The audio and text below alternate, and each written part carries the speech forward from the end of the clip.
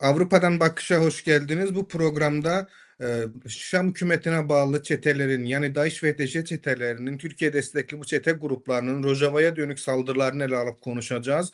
Yakın zamanda uluslararası alandan birçok heyet Rojava'ya giderek burada yaşananları yakından gözlemledi. Bu gruplar içerisinde yer alan heyetlerden birisi ise Fransız heyetiydi. Fransız heyetinde yer alan Sosyalist Parti Uluslararası İlişkiler Sorumlusu Dilan Bütiflay bu programda konuk ederek bölgedeki izlenimlerini ele alıp konuşacağız. Dilan Butifla, merci d'être avec nous. Aujourd'hui, on va parler... Dilan Butifla, Fransız Sosyalist Parti Dış İlişkiler Genel Sekreteri. Bizimle olduğunuz için teşekkürler. Yakın zaman önce Fransız bir heyetle Rojava'daydınız. Bu kapsamda Rojava izlenimlerinizi konuşacağız. Öncelikle sahadaki izlenimlerinizle başlamak istiyorum. Bonjour, merci de m'avoir invité de nouveau. Nous avons eu l'occasion en fait de nous rendre au Rojava du 2 au 5 février dernier avec... Merhabalar. Öncelikle davetiniz için teşekkür ederim. Evet, 2 ile 5 Şubat tarihleri arasında Ulusal Parlamento Milletvekilimiz ve grubumuzun uluslararası ilişkilerinden sorumlu Başkan Yardımcısı Ana Pik ile Rojava'ya gitme fırsatımız oldu. Parlamentoda ele aldığımız tüm jeopolitik konular üzerinde birlikte çalışıyoruz. Bizim için Kürt ortaklarımızın, dostlarımızın ve müttefiklerimizin yanında olmak son derece önemlidir. Bir yıl önce de bazı Fransız solunu farklı kesimlerinden oluşan parlamenterlerle birlikte bölgeye gitmiştik. Amacımız Fransız kamuoyuna Rojava'da ve daha geniş anlamda Kürt nüfusun yaşadığı bölgelerde neler olup bittiğine dair bir bakış açısı ve anlayış kazandırmaktı. Rojava'da olmak bizim için önemliydi. Çünkü bir kırılma anında olduğumuzu hissediyorduk. Kürt halkına karşı işlenen şiddeti, ihlalleri ve suçları yerinde görmek ve buna tanıklık etmek için orada bulunmamız gerekiyordu. Ancak bu yalnızca Kürt halkına karşı değil, 2011'den bu yana yani bu geniş bölge Kuzey ve Doğu Suriye özerk yönetimi tarafından idare edildiğinden beri Rojava'da barış içinde yaşayan tüm azınlıklar ve topluluklara karşı işlenen suçlar içinde geçerlidir.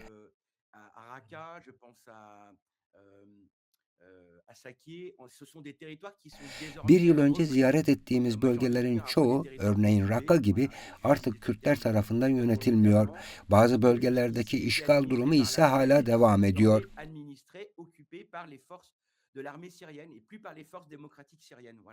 Özerk yönetim temsilcileri ve askeri kanattan da bazı kesimlerle bir dizi görüşmeler gerçekleştirdiniz. Bu kesimler saldırıları nasıl değerlendiriyor? Alors, on a eu l'occasion notamment de discuter avec, c'était la première fois qu'on les rencontrait, pour ce qui me concerne, les deux commères de la ville de Kamışlo. On a eu l'occasion... Kamışlo kentinin 2 eş başkanıyla görüşme fırsatımız oldu.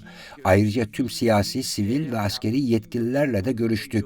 Kongrestar adlı sivil toplum kuruluşuyla da bir araya geldik. El Nusra ve DAEŞ saflarından çıkan ve son 10 yılda yeniden yapılanan terörist milislerin desteğiyle oluşan Suriye Silahlı Güçlerin gerçekleştirdiği saldırıların şiddetini anlayabilmek için bu farklı bakış açılarını ve değerlendirmeleri dinlemek bizim için önemliydi. Bu görüşmelerde size iletilen mesaj veya saldırılardan kaynaklı yaşanan hak ihlalleri hangi boyutta? Premier message, ça a été d'abord l'urgence humanitaire. C'est-à-dire qu'en fait, on s'est rendu... Gözlemlediğimi ve bize iletilen ilk mesaj insani yardımın ulaştırılması meselesiydi. Örneğin Kamışlo'ya 300 binden fazla nüfusuyla Fransa'daki Orleans kentine denk büyüklükte bir metropole 2 hafta içinde 25 bin insanın gelmek zorunda kaldığını gördük. Bu insanlar çatışmalardan ve İslamcı grupların geri dönüşünden kaçarak Kamışlo'ya yani Rojava'nın başkentine sığınmış durumdalar. Belediye onları sokakta bırakmamak için okullarda, idari binalarda, camilerde, ibadet yerlerinde ve kentin farklı noktalarında barındırmak üzere organize olmuş durumda. Şubat ayındayız ve hava hala çok soğuk. Gece sıcaklıkları -10 dereceye kadar düşebiliyor. Bu nedenle bu insanların acil barınma ihtiyaçları var. 25 binden fazla kişi Kamışlo nüfusunun yaklaşık %10'una denk geliyor. Bir kıyas yapmak gerekirse Paris'in nüfusunun %10'unu birkaç hafta içinde kabul etmek zorunda kalsaydık, bu 2 milyonluk bir şehirde 200 binden fazla insanın kısa sürede Paris sokaklarına gelmesi anlamına gelirdi. Dolayısıyla Rojava'ya yüklenen sorumluluğun büyüklüğünün farkında olmak gerekir. Rojava 10 yıldır bu halkları koruma, çocuklara eğitim imkanı sağlama ve ebeveynlere iş olanağı sunma sorumluluğunu taşıyor.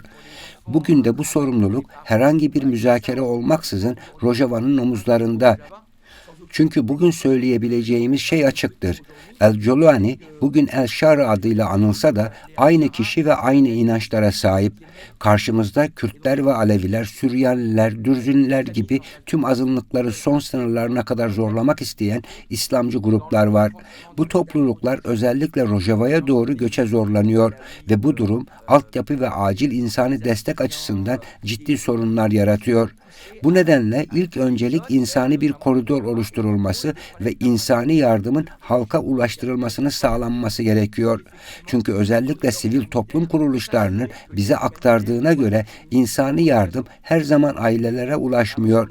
Ziyaret ettiğimiz bir okulda çocukların ve ailelerin beslenmek için yalnızca birkaç gazlı içecek ve birkaç paket çipse sahip olduklarını gördük.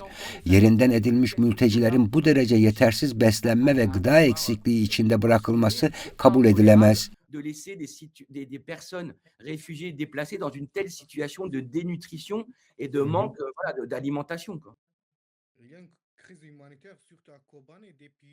Bahsettiğiniz insani kriz en fazla hala kuşatma altında olan Kobane'de yaşanıyor. Bu kente girme şansınız oldu mu? Bu ziyaretimizde istememize rağmen güvenlik nedeniyle Kobani'ye gitmemize izin verilmedi.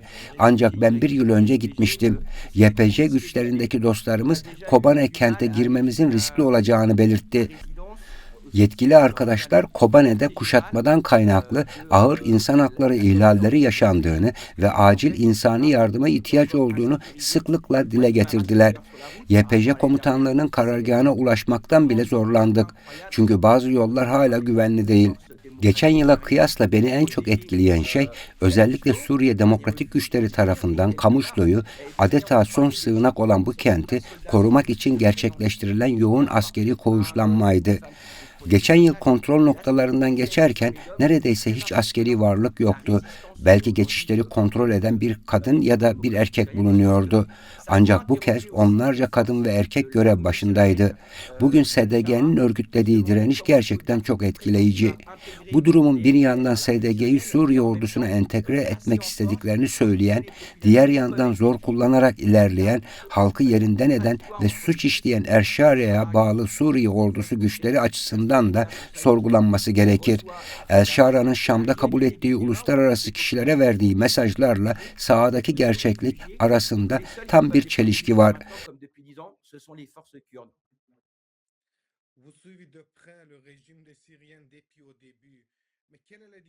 Suriye'de yaşananları yakından takip eden bir siyasetçisiniz. Sahadaki izlenimleriniz bize ne diyor? Bugün uluslararası güçler tarafından meşrulaştırılarak Suriye'nin emanet edilmek istendiği Jolani yönetimiyle Esad rejimi arasında nasıl bir fark görüyorsunuz?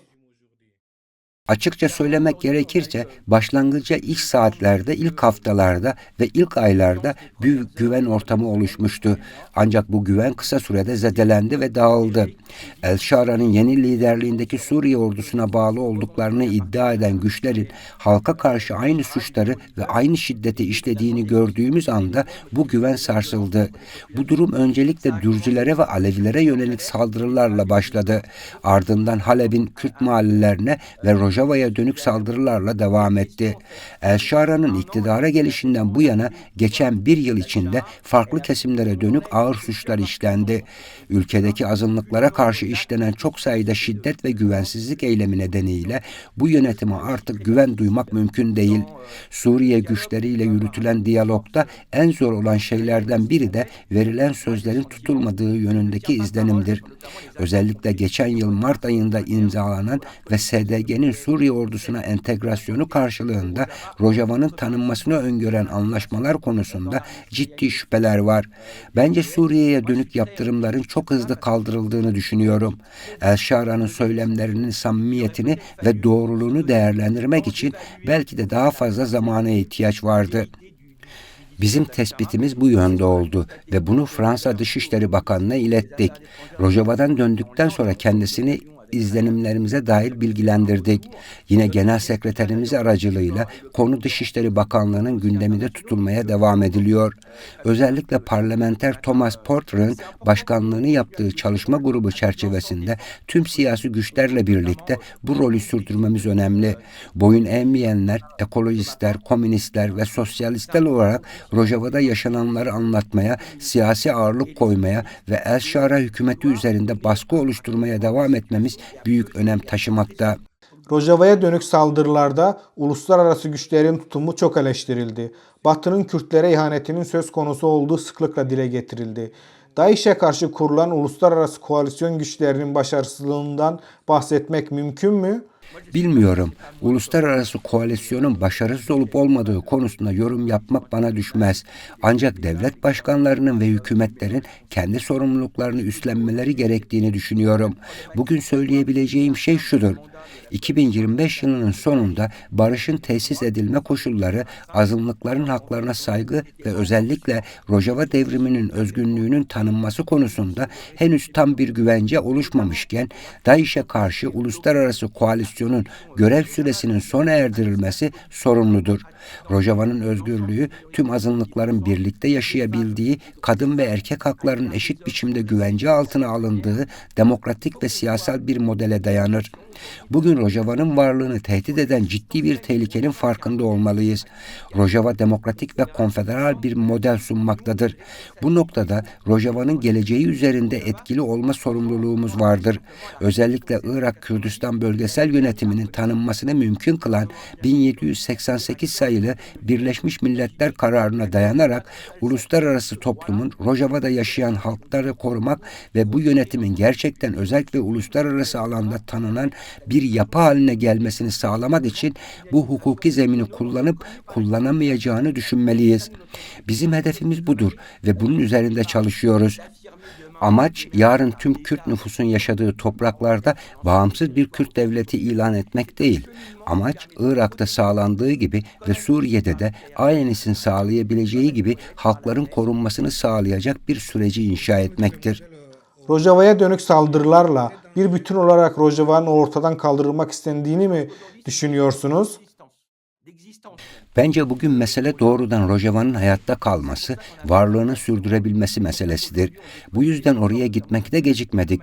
Bu yüzden bugün özellikle diplomatik düzeyde tüm çabaları gösteriyoruz ki herkes sorumluluğunu üstlensin. YPJ komutanıyla Kürt müttefiklerimizle sürdürebileceğimiz askeri destek meselesini de ele aldık. Nitekim Fransa ve ABD'nin Ocak ayının başında El-Şara'nın Şam'ın kuzeyindeki bölgeleri yeniden kontrol altına almak ve Kamışlı'ya kadar Rojava üzerinde baskı kurmak için başlattığı saldırıdan hemen önce hedefli hava saldırıları gerçekleştirmişti. Bugün DAEŞ'e karşı hedefli operasyonların nasıl sürdürülebileceğini düşünmeliyiz. Tıpkı Ocak ayı başında ABD ve Fransa'nın yaptığı gibi. Halkları ve özellikle Kürt ortaklarımızı hiçbir destek olmaksızın yalnız bırakamayız. Tek başlarına bırakamayız. Kürtleri bir kez daha terk etmek uluslararası toplum açısından dramatik bir sorumluluk olur. Bunu kabul edemeyiz. DAEŞ tehdidine ve cihatçı grupların geri dönüşüne karşı tüm demokratik güçleri desteklemek için mevcut tüm çözüm yollarını değerlendirmek zorundayız. Rojava'ya dönük saldırılarla birlikte Avrupa'da en çok tartışılan konular arasında bölgede tutuklu olan cihatçılar meselesi oldu. İşgal edilen bölgelerdeki bazı cihatçıların serbest bırakıldığı görüntüleri yansıdı. Bu durum Avrupa'nın güvenliği açısından nasıl bir tehlike teşkil ediyor?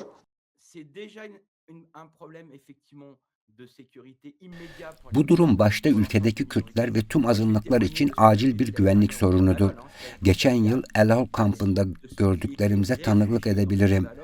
El-Hol'daki sığınmacıların bir kısmı cihatçı terörün mağdurlarıydı. Diğer bir kısmı ise sadece birkaç metre ötede binlerce cihatçının tutulduğu bir hapishanenin yakınında yaşıyordu. Bu tutuklular arasında Avrupalılar ve özellikle Fransızlar da vardı. Kamışlo'daki okulda görüştüğümüz insanların yoğun bir korku içinde olduklarını gördük.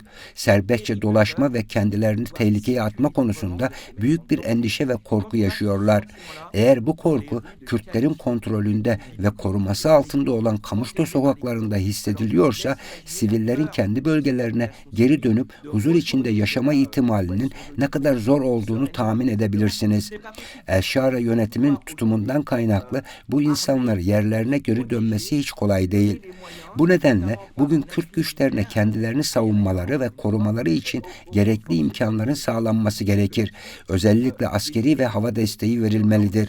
Ayrıca bölgede 10 yılı aşkın süredir görülmemiş düzeyde vahşet ve insanlığa karşı suç niteliği taşıyan eylemler yaşanmaktadır. Bu durum devam eden bir etnik temizlik riski ve DAEŞ'in düşüşünden bu yana görülmemiş bir şiddet seviyesine geri dönüş tehlikesi olduğunu düşündürmektedir. Avrupa'da bu gerçeği açıkça dile getirmeli ve işlenen suçlar karşısında olası katliam riskine karşı Avrupa devletlerini uyarmalıyız. Görüştüğümüz kişiler tarafından bize iletilen belge, video ve fotoğraflar bugün harekete geçilmesi ve destek verilmesi gerektiğini göstermektedir. Burada kastedilen sahaya asker göndermek değil, terör tehdidine karşı bu gerekli mücadelede müttefiklerimize gerekli imkanları sağlamaktır. Çünkü 2015 yılında Paris saldırıya uğradığında hepimiz hatırlıyoruz ki Paris sokaklarında ve özellikle Bataclan'da masum insanları katleden teröristlerin büyük bölümü Suriye'deki DAEŞ eğitim kamplarında eğitilmişti. Bu gerçek bugün hala geçerlidir ve kontrol altına alınmalı, sınırlandırılmalı ve tamamen durdurulmalıdır. Fransa'nın bu süreçte bir rol üstlendiğini ve oynadığını biliyoruz. Fransa'nın rolünün yeterli olduğunu düşünüyor musunuz? Nous, on a quand même le sentiment qu'il y a un discours plein de bonnes intentions, qu'on apprécie, qu'on partage vis-à-vis de ce qui se passe et notamment de notre nécessaire solidarité avec les Kurdes. Bizde iyi niyetli ve paylaştığımız bir söylemin var olduğu yönünde bir izlenim var. Özellikle Kürtlerle dayanışma konusunda. Ancak gerçekte bu söylemin somut adımlarla desteklenmediğini düşünüyoruz. Bugün Fransız hükümetinin kalıcı bir askeri angajmana hazır olduğu yönünde bir işaret görmüyoruz. Bu beni endişelendiriyor. Çünkü Fransa yalnızca etkisini değil, aynı zamanda halklar nezdindeki güvenilirliğini de kaybedebilir. Benim kaygım Cumhurbaşkanı Macron'un ya da Dışişleri Bakanı'nın kişisel itibarı değil. Asıl mesele ülkemizin insan haklarını koruma, demokratik bir model geliştirme, kadın haklarını savunma ve toplumların birlikte yaşamasını sağlama yönündeki söylemlerinin somut araçlarla desteklenip desteklenmediğidir. Oysa bu araçlar mevcut. İnsani yardım, DAEŞ hedeflerine yönelik hava desteği ve Rojava'nın tanınmasına yönelik siyasi bir perspektif oluşturulması. Ayrıca Suriye'nin geleceği konusunda tüm demokratik güçlerle diyalog yürütülmelidir. Bir yıl önce ziyaretimizin ardından Kuzey ve Doğu Suriye Özerk Yönetimi temsilcilerini Fransa'da ağırlamıştık. Kamışlo'da yeniden görüştüğümüz Özerk Yönetim Dış İlişkiler Sorumlusu İlhan Ahmet'i özellikle anmak isterim. Kendilerini Ulusal Meclis'te, Senato'da ve Paris Belediyesi'nde kabul etmiştik. Bu temasları sürdürmek gerekiyor. Biz bunu yapmaya devam edeceğiz. Kamu makamlarını bu diyaloğa teşvik etmeyi ve tüm Suriye güçleriyle yürütülen görüşmelere aktif katılım için baskı yapmayı sürdüreceğiz. Et ce que je crois aussi, c'est que ce qui se passe au Rojava, c'est pas simplement l'affaire des Kurdes, c'est pas simplement l'affaire de toutes les communautés, c'est pas simplement l'affaire des citoyens de Syrie, c'est aussi l'affaire de l'ensemble des populations. Ayrıca Rojava'da yaşananlar yalnızca Kürtleri ya da Suriye vatandaşları ilgilendirmiyor. Bu durum Irak'ı, İran'ı ve bir ölçüde Türkiye'de yaşananları da ilgilendiriyor. Gerginliğin azaltılması ve diyalog yoluna girilmesi gerekiyor. Öcalan'ın ortaya koyduğu diyalog, barış ve hatta silahsızlanma perspektifi sıkça dile getirildi. PKK'nın silahsızlanma yönünde attığı adım tarihi ve umut verici bir adımdır. Çatışmayı ve şiddeti sürdürmek isteyenlere, özellikle Erdoğan'a ve El-Şara'ya askeri güç kullanarak gerici ve özgürlükleri kısıtlayan bir toplum modeli dayatma meşruiyeti verilmemelidir. Bizler diyalog ve barış yolunun inşacıları olmalıyız. à travers une action militaire. Nous, il faut qu'on trouve et qu'on soit les artisans du chemin du dialogue et de la paix avec nos partenaires.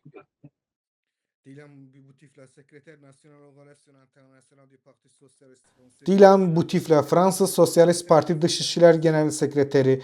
Programımıza katıldığınız ve değerli yorumlarınız için çok teşekkür ederim. Eklemek istediğiniz son bir husus var mı? Bugün Rojava'da ve daha geniş anlamda Orta Doğu'da yaşananlar barış ve diyalog yoluna yönelmemiz için bir dayanak olmalıdır. Sadece Filistin-İsrail meselesinden söz edemeyiz. Aynı şekilde Ukrayna'dan söz edip Rojava için aynı ilkeleri ve standartları uygulamazsak tutarlı olamayız. Diyalog yoluna geri dönmeli ve süregelen bu şiddeti durdurmalıyız. Az önce El-Şara ile Beşar Esad rejimi arasındaki farkı bana sormuştunuz. Benim kanaatim şu, bizim ortaklarımız yani Kürtler değişmedi, yalan söylemedi ve taahhütlerine sadık kaldılar. Onlar terör tehdidine karşı mücadelede hayatlarını ortaya koyuyorlar. Bizim de onların bu kararlılığına aynı düzeyde karşılık vermemiz gerekir. Aksi takdirde bu tehdit Avrupa sokaklarında, Paris sokaklarında da karşımıza çıkabilir. Bu nedenle onların yanında güçlü ve kararlı bir şekilde durmalıyız. Merci Dylan, merci beaucoup.